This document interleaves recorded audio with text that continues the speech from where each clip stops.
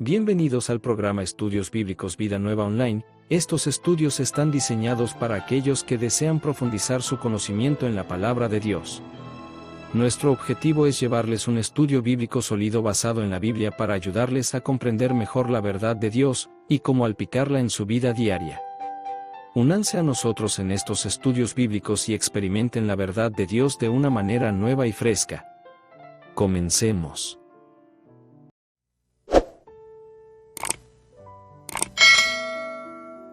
Muy buenas noches, muy buenos días, muy buenas tardes, donde quiera que nos están viendo por este canal. Esto es Estudios Bíblicos Vida Nueva Online.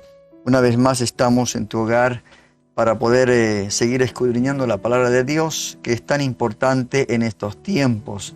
Queremos que se unan a nosotros en este estudio bíblico para conocer todo lo relacionado, en este caso, con la iglesia, ¿no? El principio de los inicios de la iglesia de Cristo, esta iglesia primitiva.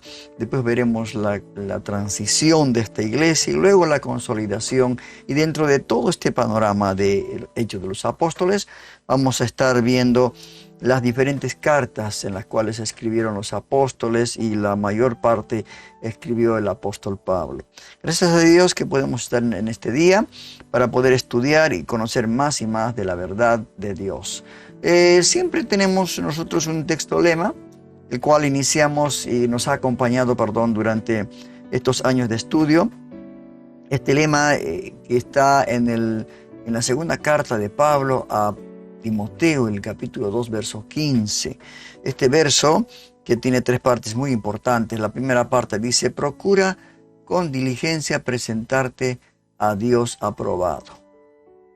Ya lo he mantenido y lo he dicho las veces que hemos tocado este texto lema, de que Dios quiere hijos diligentes en cuanto a la palabra de Dios, ¿no?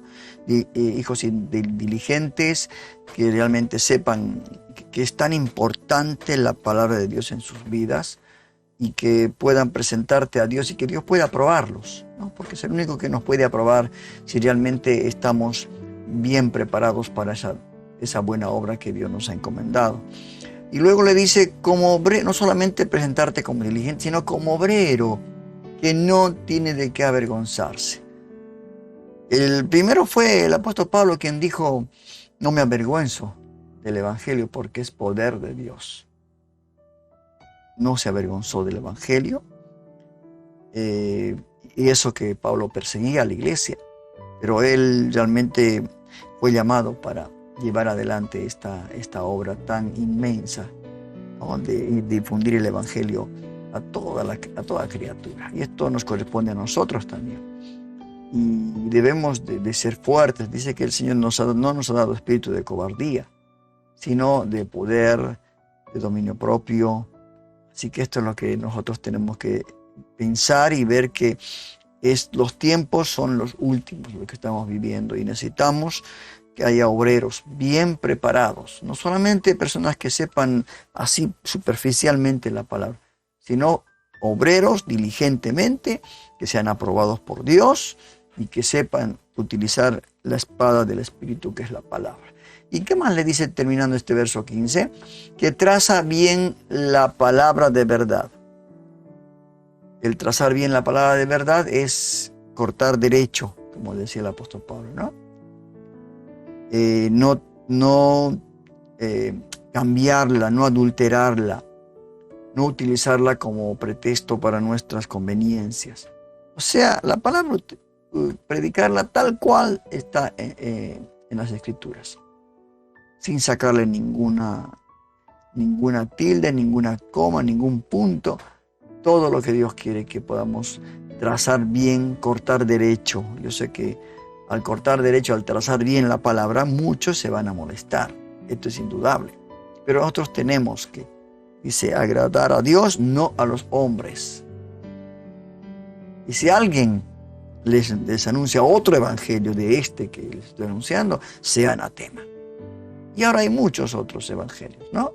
El evangelio de la prosperidad, de la sanidad, hay tantos evangelios. Y esto es lo que Dios no quiere. Este sería el texto lema que nos acompaña y nos seguirá acompañando, ¿no? Y Y quiero que usted se grabe en su corazón este texto bíblico de la segunda carta de Pablo a Timoteo en el capítulo 2, verso 15. Vamos ya al tema en sí del día de la fecha. Hoy es el estudio del capítulo 8 de Hechos de los Apóstoles. En esta oportunidad vamos a recordar algunos versos que en el capítulo 7 terminamos, ¿no? Porque este capítulo 8 tiene 40 versículos. El anterior 7 tuvo 60 versículos, pero llegamos a terminar. Y se trataba de la defensa, de la muestra de su testimonio de Esteban, el primer mártir, ¿no? El primer mártir de la historia. Y decía en el verso 58 del capítulo 7, y echándole fuera de la ciudad le apedrearon, y los testigos pusieron sus ropas a los pies de un joven que se llamaba Saulo. Mire usted. Y apedreaban a Esteban mientras él invocaba y decía al Señor: Señor, recibe mi espíritu. En primer lugar, ¿no? Y el verso 60, el último, decía: y puesto de rodillas, clamó a gran voz, diciendo, ¿no? Señor, no les tomes en cuenta este pecado. Y habiendo dicho esto, durmió. Usted sabe que la muerte de los santos es dormir, ¿no? Mira, que el Señor venga a despertarnos. Por eso el Señor dijo cuando fue a la tumba de Lázaro: voy a despertarlo. Dijo. Qué interesante, ¿verdad? Y este capítulo 8, así como Pablo, sin darse cuenta, recibía las ropas, el manto, podríamos decir, de Esteban, para que le traspasara su misión, ¿no? Esa misión, esa gran comisión. En este capítulo 8, que tiene 40 versículos, Saulo persigue a la iglesia. Saulo de Tarso persigue a la iglesia. Y dice el capítulo 1, y Saulo consentía en su muerte. O sea, no hizo nada como para defender a Esteban, porque acusaciones eran falsas, así como las acusaciones a Jesús. En aquel día hubo, dice, una gran persecución en ese día, ¿no? Contra la iglesia que estaba en Jerusalén. Y todos fueron esparcidos, ¿no? Y todos, excepto los apóstoles, se dispersaron por las regiones de Judea y Samaria. O sea, nuevamente aparece Saulo acá, ¿no? No tenía todavía el nombre de Pablo. Y es descrito como alguien que aprueba la muerte de Esteban, mostrando su condición de dureza espiritual y celo por la Torá. Porque no se olviden que Pablo era un erudito en las escrituras y estudió a los pies de Gamaliel, ¿no? Ahora, este evento fue aprovechado por los líderes religiosos, ¿no? De la persecución, todo esto, ¿no? Para propagar una persecución sobre la iglesia en toda Judea. Lo que hizo que la iglesia se dispersara, ¿no? En las regiones aledañas, pero los apóstoles permanecieron firmes allí. Esta era la condición, porque cuando el Espíritu Santo vino a ellos, recibieron poder para testificar. Les dio el espíritu de poder, de amor, de dominio propio, no de cobardía. Por eso podían predicar el evangelio. El verso 2 dice: y unos hombres piadosos sepultaron a Esteban e hicieron gran duelo por él. Hicieron gran duelo por él, como normalmente uno hace, ¿no? Por la persona que fallece, ¿no? Hombres piadosos, probablemente judíos, ¿no? No cristianos, por supuesto. Sepultaron, dice, a Esteban y se afligieron por su muerte. O sea, también se pusieron tristes por la muerte de Esteban. Es evidente que la Escritura hace notorio y habla mucho acerca de la piedad de hombres judíos también. Muchos habían creído en el Señor. Entonces, claro, lo mantenían en secreto para no ser echados de las sinagogas, para no ser expulsados y todo esto. El verso 3 dice: entonces Saulo, por su parte, causaba estragos en la iglesia. entrando de casa en casa. Arrastraba hombres y mujeres y los metía en la cárcel. Ahí vemos, ¿no?, a Saulo de Tarso, un hombre, como anteriormente les dije, de una dureza espiritual tremenda. Y Saulo acá se convierte en un perseguidor de la iglesia. Seguía la iglesia, siendo capaz de ingresar a los hogares, ¿no? Tenía esa autoridad de entrar a las casas para llevar a la cárcel a todos que contradecían la verdad, su verdad. Él pensaba que estaba haciendo bien, ¿cierto? El verso 4. Los que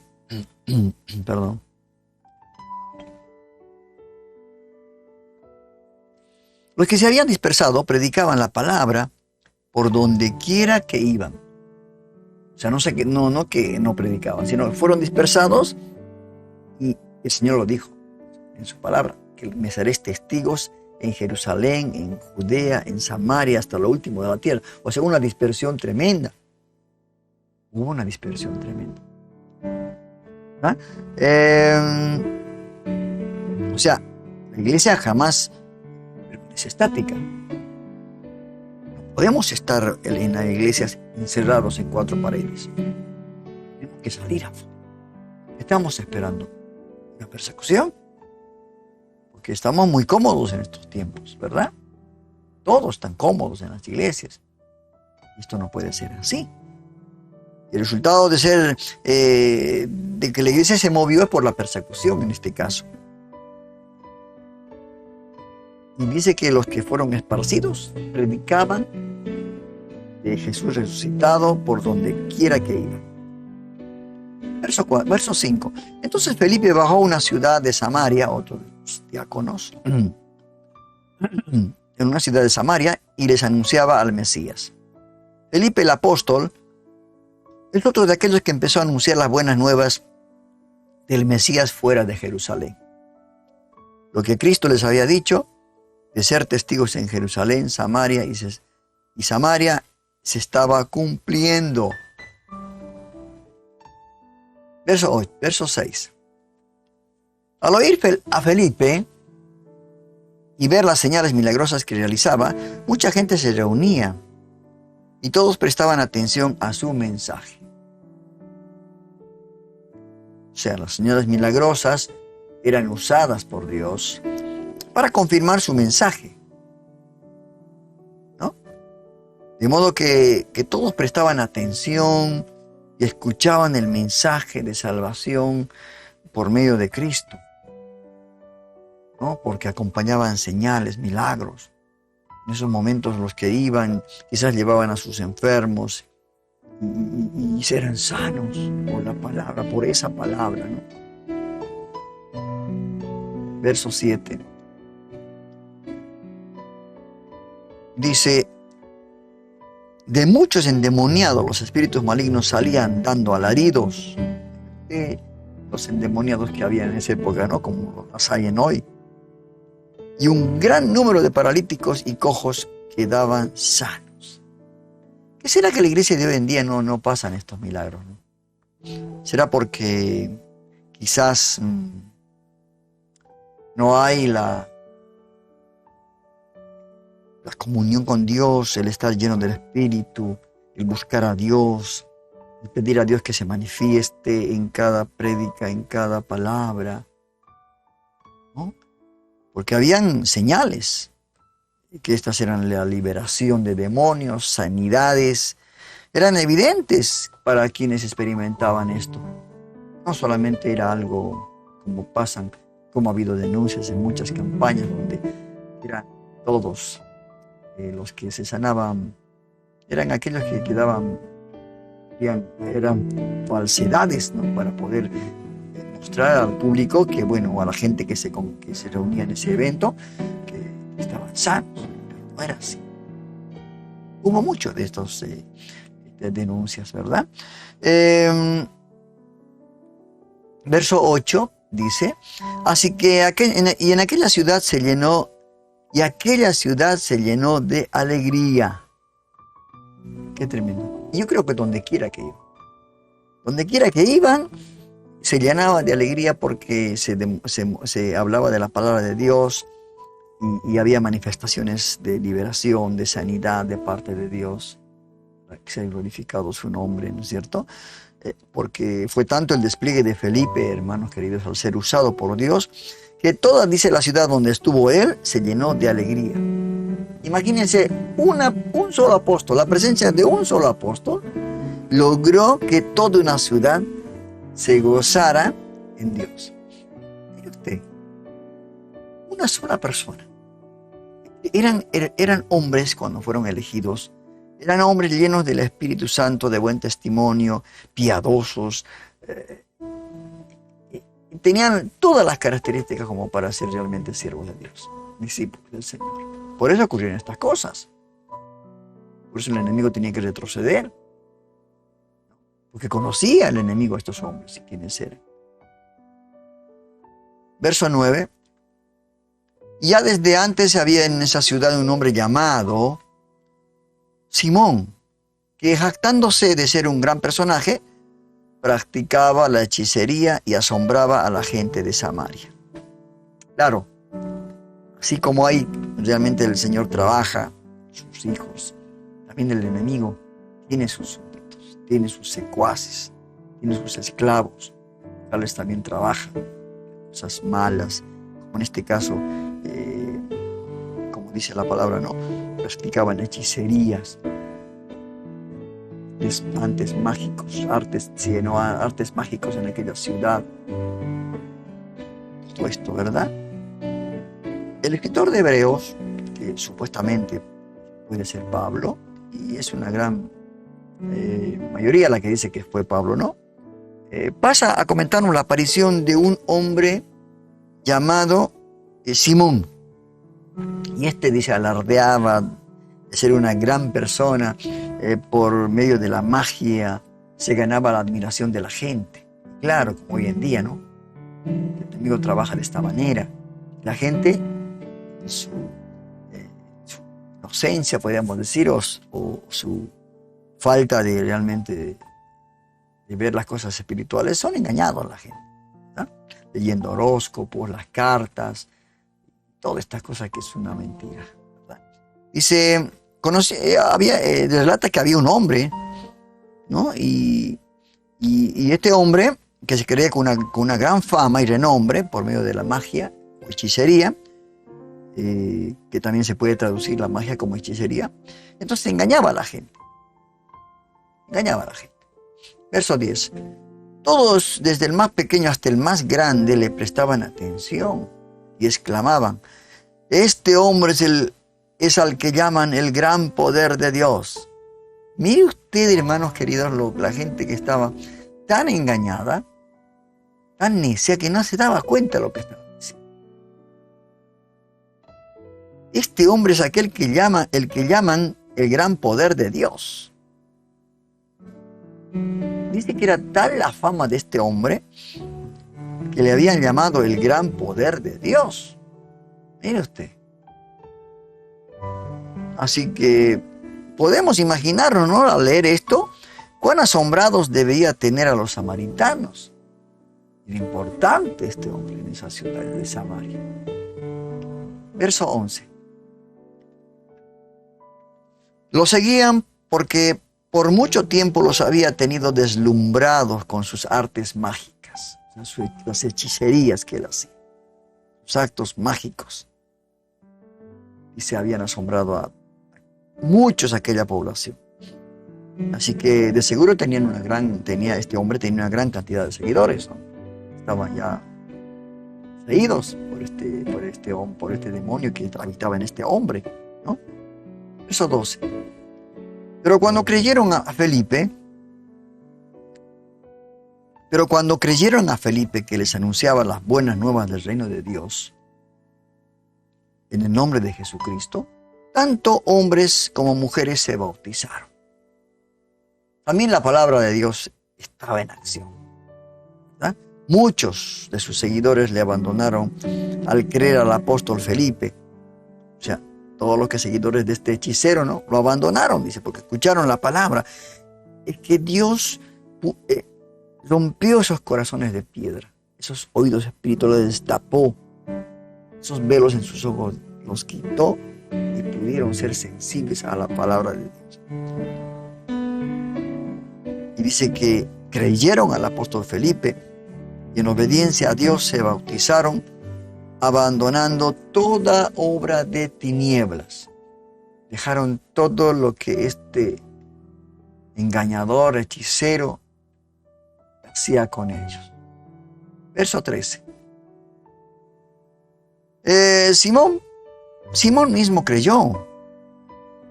Mire usted, pero usted no se asombre por esto, porque hay muchos que creen en la Biblia, en la iglesia, ¿no? Que entran, creen, no le creen a Dios, son solamente, ¿cómo le puedo decir? Simpatizantes, no convertidos, ¿cierto? Dice, Simón mismo creyó y después de bautizarse, mire usted lo que hizo, se bautizó inclusive, seguía a Felipe por todas partes. Este hechicero, ¿no? Asombrado de los grandes milagros y señales que veía. Yo creo que no creo de veras este hechicero lo que estaba pasando. Si no creyó porque creyó, ¿no?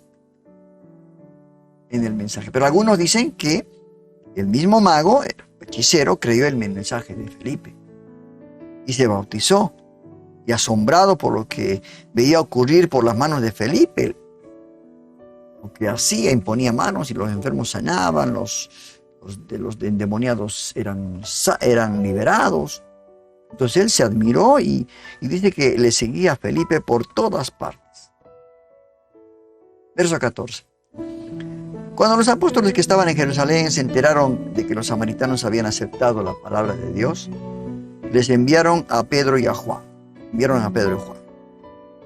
sea, los apóstoles que estaban en Jerusalén, se enteraron de lo que estaba pasando de la obra de Dios en Samaria.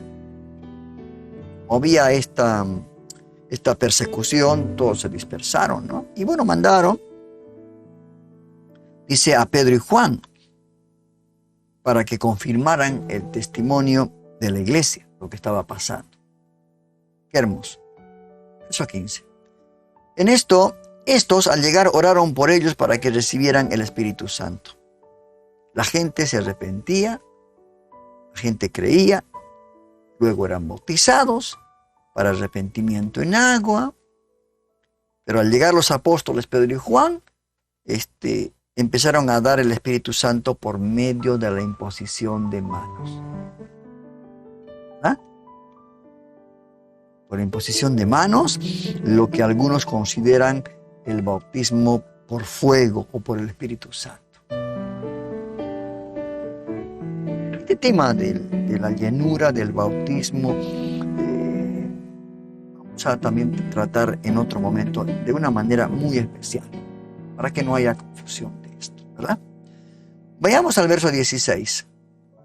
Dice, porque el Espíritu aún no había descendido sobre ninguno de ellos. Solamente habían sido bautizados en el nombre del Señor Jesús. Ahí está.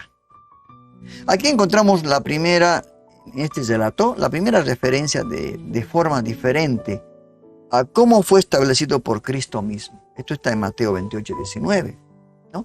Por medio de la fórmula en el nombre de Jesús.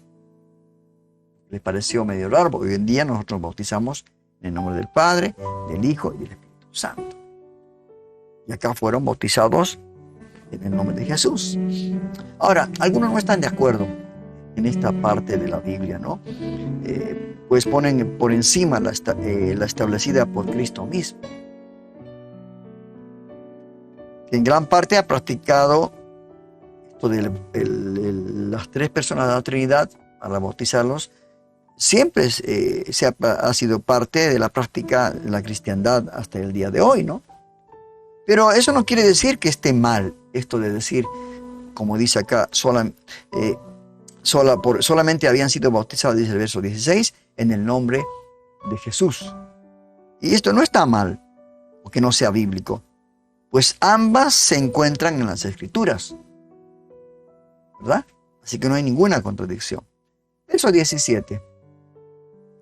Entonces Pedro y Juan les impusieron las manos y ellos recibieron el Espíritu Santo. Como podemos ver claramente, ¿no? El que recibieron el Espíritu Santo sucedía por la imposición de manos, no por medio de la conversión y el bautismo, ¿sí? Lo cual lo separa como un hecho notoriamente diferente, diría yo, innecesario para el creyente. Verso 18. Al ver Simón que mediante la imposición de manos de los apóstoles se daba el Espíritu Santo, de Simón Pedro,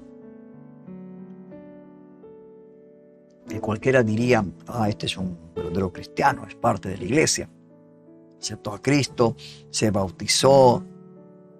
Pero acá vean ustedes lo que pasa, lo que está pasando hoy en día, el síndrome de Simón. Vamos a tocar ese tema también. Un momento, el síndrome de Simón, mago, el hechicero. Al ver Simón que mediante la imposición de manos de los apóstoles se daba el Espíritu Santo, les ofreció dinero. Les ofreció dinero. Ahora, si él era un nuevo convertido,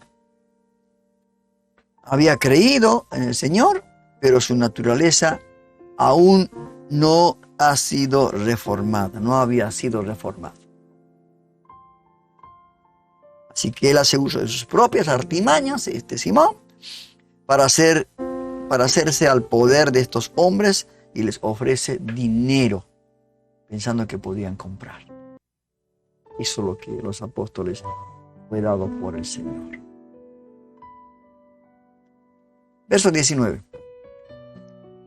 Y les pidió, denme también a mí ese poder, para que todos a quienes yo les imponga las manos reciban el Espíritu Santo. Qué tremendo, hermano. Simón, el hechicero, el que ahora, dejó eso de ser, pero mitad cabra, mitad oveja, podemos decir, pide que ese poder que haya visto obrar por medio de Felipe y ahora por los medios de los apóstoles Pedro y Juan, pide que sea suyo. Démenlo, les voy a comprar. Es que a veces uno entiende que las cosas de Dios se compran, ¿no? O que con Dios podemos negociar. No es así. Como si por los medios terrenales este poder pudiera ser conseguido. Verso 20. Que tu dinero perezca contigo, le contestó Pedro. Pedro le dijo, tu dinero perezca contigo, porque intentas comprar el don de Dios con dinero. Y acá recibe una reprensión muy fuerte por parte de Pedro, quien le dice que su dinero perezca con él. Porque el don que Dios nos da es gratuito, ¿no? Y no puede ser comprado con nada en esta tierra, menos con dinero. El don que Dios te da, hermano querido, hermana querida, es gratuito. Y Él sabe a quién va a dar esos dones. Verso 21. No tienes arte ni parte en este asunto, porque no eres íntegro delante de Dios. No eres íntegro delante de Dios. O sea, seguramente que Simón le gustaba la palabra, estaba reunirse con los demás discípulos, le gustaban estas campañas, estos acontecimientos, pero no estaba, como dice acá, no estaba íntegro delante de Dios. Ahora Pedro revela el corazón de este hombre, así como reveló el corazón de Ananías y Zafira, ¿se acuerdan? Estos murieron. Sí, también se revela el corazón de este hombre, quien a pesar de haber creído y haber sido bautizado, no había integridad en él. ¿Cuántos de los cristianos de hoy en día, además, a pesar de haber creído y haber sido bautizado, no tienen todavía integridad de Dios. O sea, si no se ponen las pilas, dicen los jóvenes, si no se realmente toman con seriedad esto de ser cristiano, se está caminando realmente a la deriva. No va a ningún lado. Sí está hoy el cristiano si toma este problema de Simón. El síndrome de Simón. Mire usted. Verso 22. Por eso arrepiéntete de tu maldad y ruega al Señor. Tal vez te perdone el haber tenido esa mala intención. Había una mala intención. Y por eso que a veces es necesario, ¿no? Es necesario llamar la atención fuertemente cuando alguien no está haciendo las cosas correctas, siendo cristiano, siendo bautizado. El apóstol Pablo habla de estas cosas, que dice que no os juntéis con aquellos que practican estas cosas, llamándose hermanos, llamándose cristianos. Con ellos ni os juntéis, dice. Y le pide que se arrepienta de su falta de integridad y que le ruegue a Dios por misericordia. Así tal vez, le dice Pedro, pueda ser perdonado por tan mala intención de su corazón. Qué tremendo, ¿no? El don de Pedro, que ese don de discernimiento espiritual. Qué tremendo. Vamos al verso 23. Veo, dice, que vas camino a la amargura. Esta es la condición, este es el camino que toman aquellos que no son íntegros. Están jugando con el cristianismo, con la vida espiritual. Veo que vas camino a la amargura y a la esclavitud del pecado. Y su camino, ¿no? El camino que estaba empezando a caminar, estaba minado por falta de integridad de Simón, debido a su mala intención. Y esto, según Pedro, le dice, conduce a la amargura y a la esclavitud del pecado. En este texto bíblico vemos como un hombre que ha creído, como Simón que creyó, se bautizó, luego pervierte el camino por su mala intención. Estaba yendo bien. Ahora pervirtió el camino con su mala intención. Y le va a conducir a ser esclavo del pecado otra vez. Verso 24. Luego, rueguen, dice, ¿no? Respondió el Simón, le dijo, rueguen al Señor por mí. Respondió Simón, para que no me suceda nada de lo que me han dicho. Parece que la dura exhortación de Pedro, ¿no? Que le hizo a Simón el mago, que se arrepintiera, ¿no? Por lo que le pidió Simón Pedro, ya con ese temor, con ese miedo quizás, ¿no? Le pidió que intercedieran en oración por él. Pues las consecuencias de su pecado ahora se cernían sobre él y el temor de Dios se apoderó de su corazón. Pero ahí la solución es solamente arrepentirse, ¿no? Que nadie ore por otra persona, sino, como en este caso, le llamaron a la reflexión, le dijo arrepiéntete,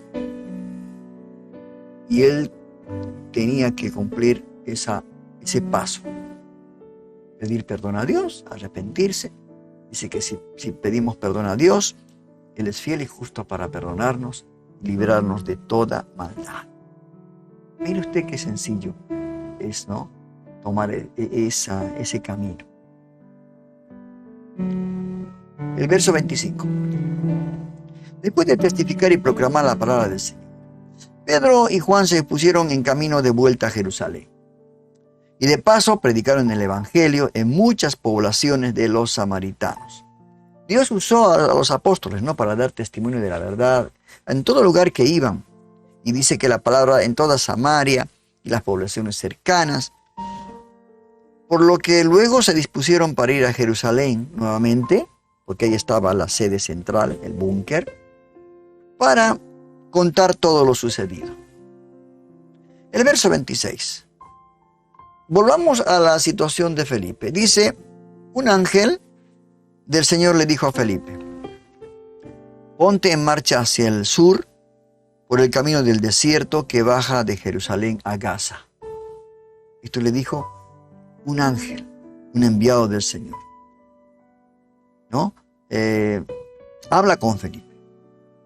Quien puede escucharlo, ¿no? Simplemente. Y sigue su orden tal cual le fue confiada. En esta ocasión vemos, ¿no?, la intervención divina que hace que un apóstol pueda cumplir un propósito por medio de uno de sus ángeles. Porque no olvidemos que los ángeles son los servidores de Dios. Muchas veces puede aparecernos, ¿no?, escucharlos, tomar la forma de un hombre, de una persona. Dice la palabra de Dios que muchos, sin darse cuenta, se encontraron o alojaron ángeles en sus hogares. Esto hablando de ser hospedadores, ¿no? Y pasó esto con Felipe. Verso 27 dice, Felipe emprendió el viaje y resulta que se encontró con un etíope eunuco, alto funcionario encargado de todo el tesoro de la Candace, reina de los etíopes. Este había ido a Jerusalén para adorar. Verso 28. Y se volvía, y en el viaje de regreso a su país, iba sentado en su carro leyendo el libro del profeta Isaías. Este hermoso acontecimiento, ¿no?, que Felipe, sin poner excusas a lo que le dijo el ángel, emprendió el viaje, ¿no? Y en ese trajín, en ese itinerario, se encuentra con un eunuco. Y los eunucos, ustedes saben, hermanos, que son personas castradas en su niñez. ¿Por qué motivo? Para cuidar a las mujeres de la realeza. Usted ya me entiende, ¿no es cierto? Así que el eunuco era ese. Era un castrado desde la niñez. Y encima era etíope, de color, quien era un alto funcionario del gobierno de Candace. Este era el nombre de la familia de las reinas del Egipto superior, como el faraón, el César, etc. El encargado, dice, de cuidar y proteger el tesoro de la reina. No solamente el tesoro de la reina, y seguramente se había convertido al judaísmo. Este funcionario, ¿no? Por eso este hombre estaba yendo a celebrar la fiesta de Pentecostés en Jerusalén. Ahora, de regreso, dice la palabra de Dios, que se encontraba leyendo el libro de Isaías y se encuentra con Felipe. Verso 29. El Espíritu le dijo a Felipe, siempre escuchando la voz en su interior, ¿no? Acércate y júntate a ese carro. Ahora Felipe escucha la voz del Espíritu Santo, ya no del ángel, ¿no?, diciéndole un mensaje que le conduciría a acercarse al carro de este funcionario etíope.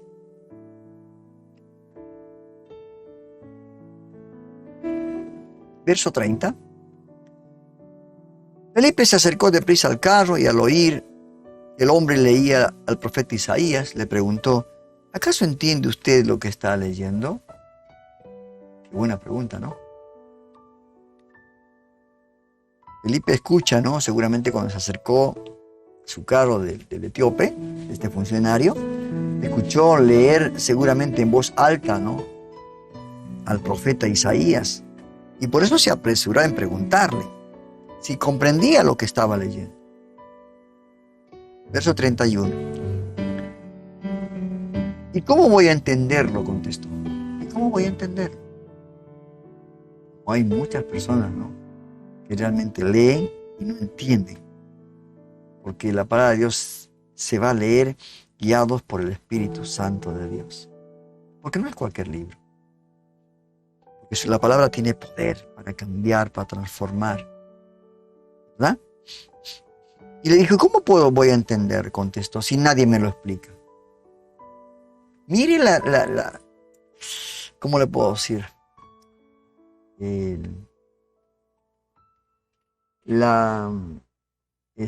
deseo de aprender, ¿no? La sinceridad, ahí está la palabra, la sinceridad de este funcionario. ¿Cómo voy a entenderlo si nadie me lo explica? Así que le invitó a Felipe a subir y sentarse con él. Mire usted, qué hermoso, ¿no?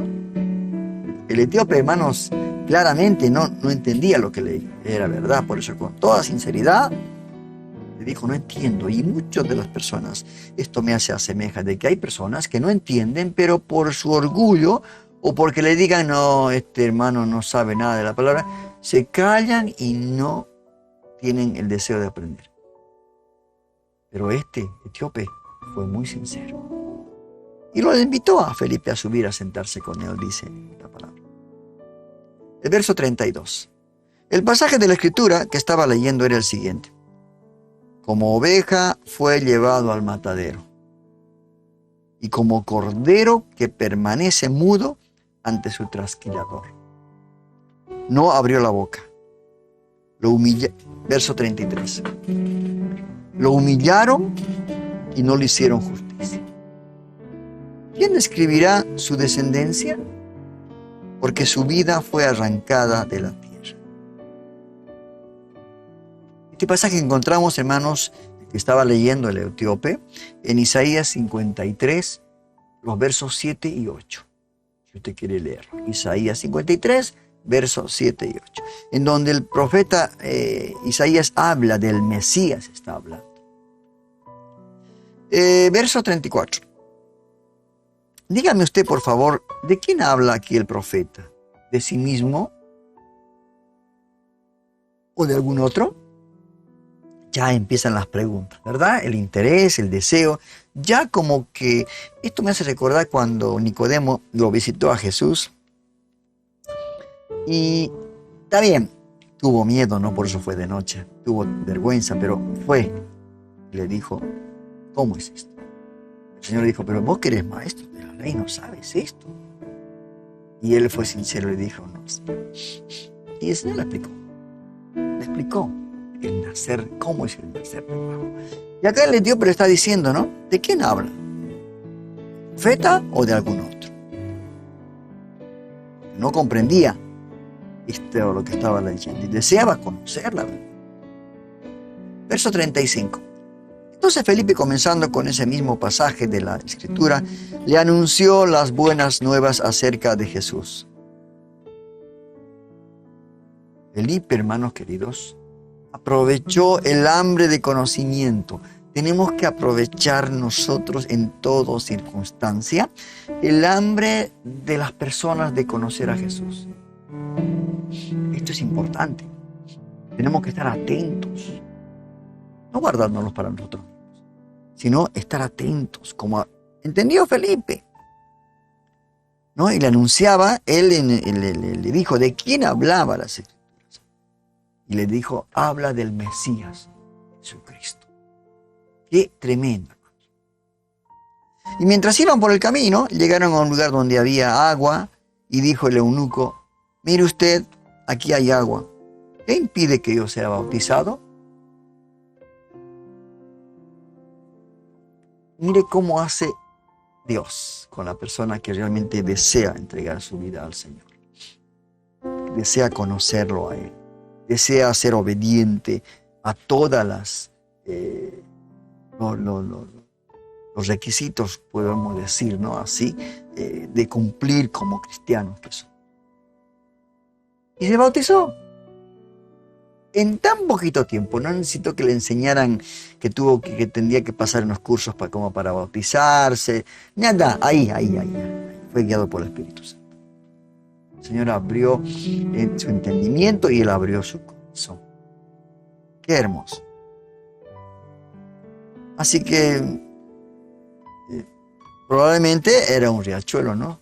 Y hay que ver que Felipe seguramente en el caminar, que no dice la palabra de Dios, en el transcurso de su camino le iba diciendo las cosas, los fundamentos de la fe. Y este hombre entendió, ¿no? Por eso quiso bautizarse. Y primero le preguntó qué impedía eso de bautizarse.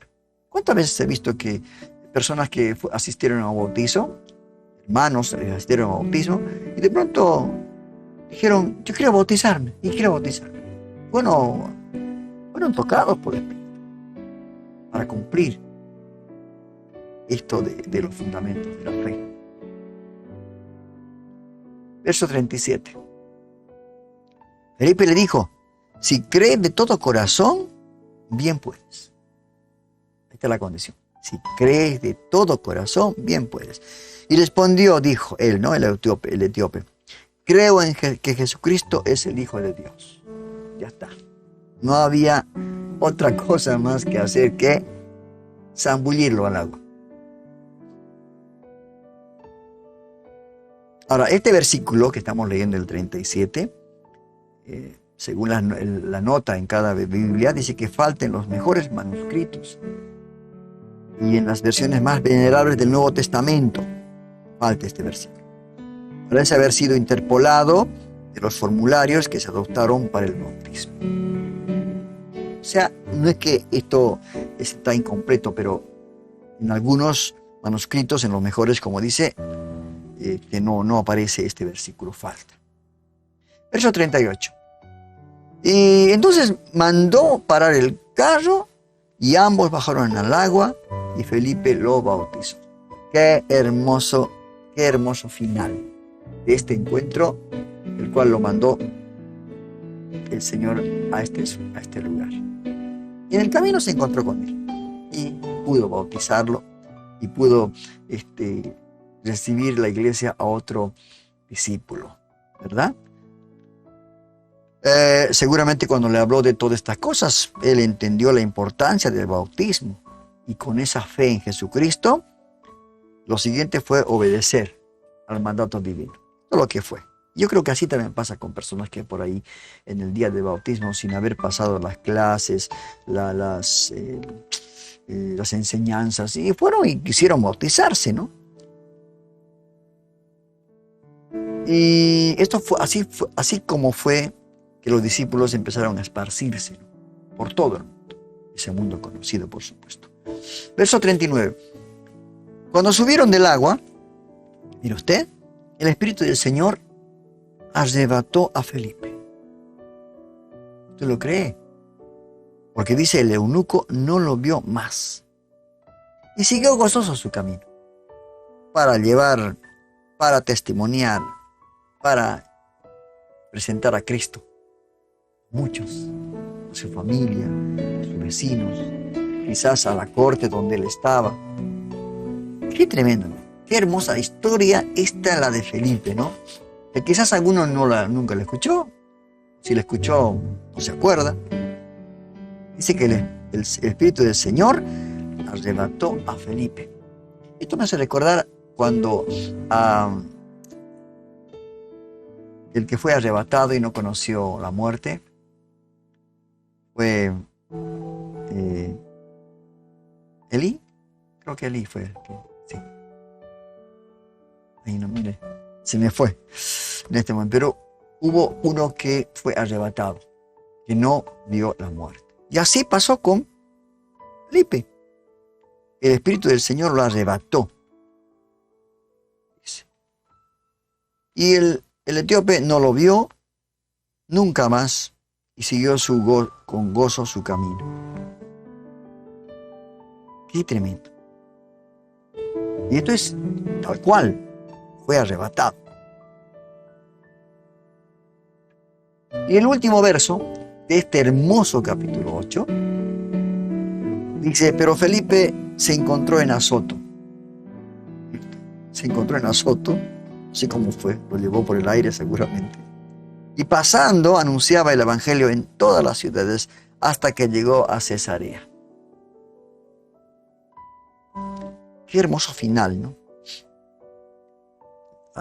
En Azoto, la antigua ciudad de Asdod, mostrándonos, hermanos, el avance del Evangelio por medio de la gracia de Dios. Esto es algo realmente maravilloso, ¿no? Y estas cosas puede hacer el Señor hoy también. Pero estar receptivos a la voz del Espíritu Santo. Estar receptivos a lo que Dios nos dice. ¿Cuántos testimonios he escuchado de que personas que viajan en el tren, acá de Buenos Aires, de Moreno, hay alguien que el Señor le dijo, levántate y habla a tal persona. Hermanos que contaron este testimonio. Tuvo que levantarse, acercarse y hablarle. Hermanos, estamos en tiempo de la gracia. Podemos volver a estas situaciones. No vamos a estar, por supuesto, en carrozas ni nada, pero donde quiera que estemos, tenemos que influenciar, tenemos que llevar la palabra de Dios. Así que, realmente, un estudio del capítulo 8 muy hermoso, que espero que nos quede en el corazón y en la mente, y no se olvide volver a leerlo este capítulo 8. Porque usted va a empezar a recordar quizás muchas cosas, se va a imaginar muchas cosas de estos pasajes tan hermosos. No se olvide que también estamos viviendo el síndrome de Simón. Eunuco y un Simón. Veamos en qué vereda estamos. Y hasta aquí ha sido el estudio del día de la fecha. Espero volverlos a encontrarnos en el próximo estudio bíblico. Esta vez estudiaremos el capítulo 9 de Hechos de los Apóstoles. Y en esta oportunidad en esta película que bajé, que descargué, no pude encontrar la parte esta de Felipe, pero la voy a encontrar. Es por eso que no pasamos algunos fragmentos de la película que estamos viendo. Pero el próximo capítulo 9 sí hay fragmentos de la película. Así que estemos preparados y le invito al próximo estudio bíblico del capítulo 9 de Hechos de los Apóstoles. Que Dios lo bendiga y hasta aquí ha sido el estudio del día de la fecha. Hemos terminado el estudio de hoy. Solo nos queda poner por obra todo aquello que vimos en este capítulo. Nuestro propósito es no solo conocer la Biblia, sino poner en práctica para tu crecimiento espiritual. Los invitamos para el siguiente estudio de la Palabra de Dios, el día domingo a las 15 horas de Argentina, por el canal de YouTube y Facebook. Dirige Rodolfo Vargas. Hasta la próxima.